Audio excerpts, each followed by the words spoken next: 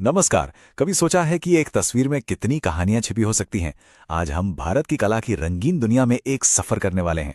एक ऐसी दुनिया जहां हर रंग कुछ कहता है और हर लकीर इतिहास का एक पन्ना खोलती है। ये सिर्फ कला नहीं, ये तो भारत की आत्मा का आईना है। तो हमारा ये सफर इसी सवाल से शुरू होता है। जरा सोचिए, 2000 साल पहले की कोई तस्वीर, वो हमें उस दौर के लोगों, उनके रहन सहन और उनकी सोच के बारे में क्या कुछ नहीं बता सकती। ये तो एक टाइम मशीन की तरह है जो हमें सीधे अतीत में ले जाती है। और हमारी ये टाइम मशीन हमें सबसे पहले लेकर चलती है महाराष्ट्र की अजंता गुफाओं में। सोचिए, चट्टानों को काटकर बनाई गई अंधेरी गुफाएं, और वहां करीब 2000 साल पहले कलाकारों ने कुछ ऐसा बना दिया जो आज भी हैरान कर देता है।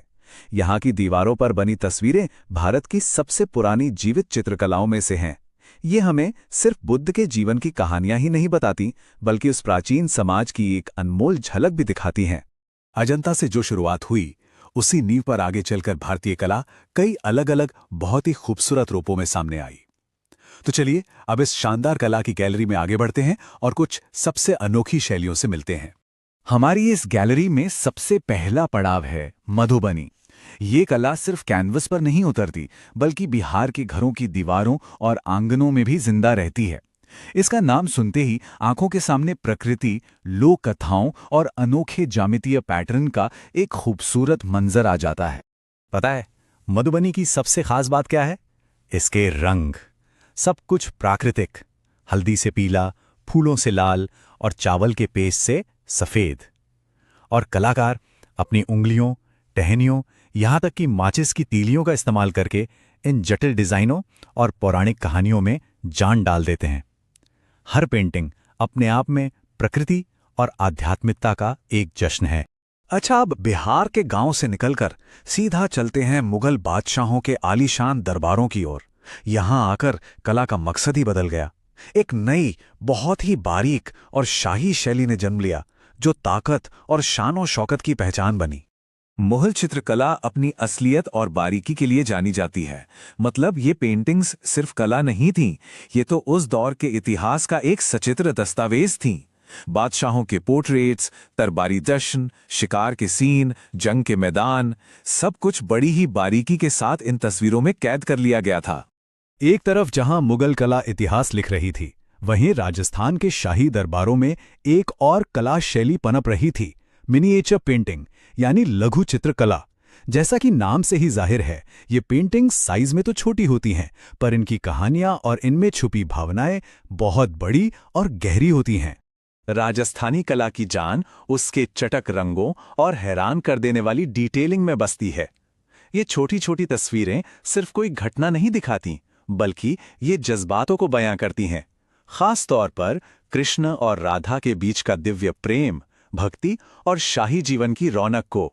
चलिए अब रेगिस्तान की तपिश और दरबारों की चकाचौंध को पीछे छोड़ते हैं और उत्तर भारत के हिमालय की शांत खूबसूरत वादियों की ओर बढ़ते हैं, जहां कला ने एक बहुत ही नरम और काव्यात्मक रूप लिया। पहाड़ी चित्रकला अपनी कोमलता और मधुर सुंदरता के लिए जानी जाती है। यहाँ के कलाकारों ने प्रकृति के शांत नज़ारों और प्रेम कहानियों को बेहद नरम, हल्के रंगों में उतारा। इन तस्वीरों को देखकर एक अजीब सा सुकून और शांति का एहसास होता है, जैसे हम खुद उन पहाड़ों की वादियों में पहुंच गए हों। तो देखिए, जब इन चारों शैलियों को हम एक साथ रखकर देखते हैं तो समझ आता है कि भारत की कला में कितनी ज्यादा विविधता है। बिहार की लोक कथाओं से लेकर मुगलों के ऐतिहासिक पन्नों तक, और राजस्थान की भक्ति से लेकर पहाड़ों के रोमांस तक, हर शैली अपने इलाके की अपनी एक अलग कहानी कहती है। लेकिन इतनी अलग अलग शैलियों के बावजूद क्या कोई एक ऐसा सुनहरा धागा है जो इन सबको एक साथ पिरोता है? क्या इन सब में कोई एक साझी भारतीय आत्मा बसती है? जवाब है हाँ, बिल्कुल। इन सभी शैलियों की एक साझी पहचान है।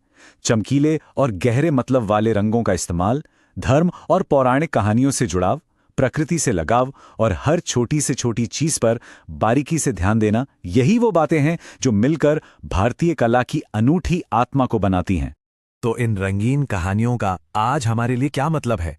ये सिर्फ म्यूजियम में सजी खूबसूरत तस्वीरें नहीं हैं। इनका महत्व इससे कहीं ज्यादा, कहीं गहरा है। ये पेंटिंग्स हमारी एक अनमोल सांस्कृतिक विरासत हैं। ये अतीत में झांकने वाली खिड़कियां हैं जो हमें अपने पूर्वजों के जीवन, उनके विश्वासों और उनके इतिहास को समझने में मदद करती हैं। और सबसे बड़ी बात यह है कि ये विरासत आज भी जिंदा है और दुनिया भर के कलाकारों को प्रेरणा दे रही है, जिससे रचनात्मकता की नई लहरें पैदा हो रही हैं। तो अब एक सवाल ये भी उठता है, हजारों साल पुरानी ये कलात्मक विरासत आने वाले भविष्य को कैसे आकार देगी? आज के इस डिजिटल दौर में क्या ये पारंपरिक कला अपनी जगह बनाए रख पाएगी? और नई पीढ़ी के कलाकार इस बेशकीमती विरासत से क्या सीख सकते हैं? इस पर सोचिएगा जरूर।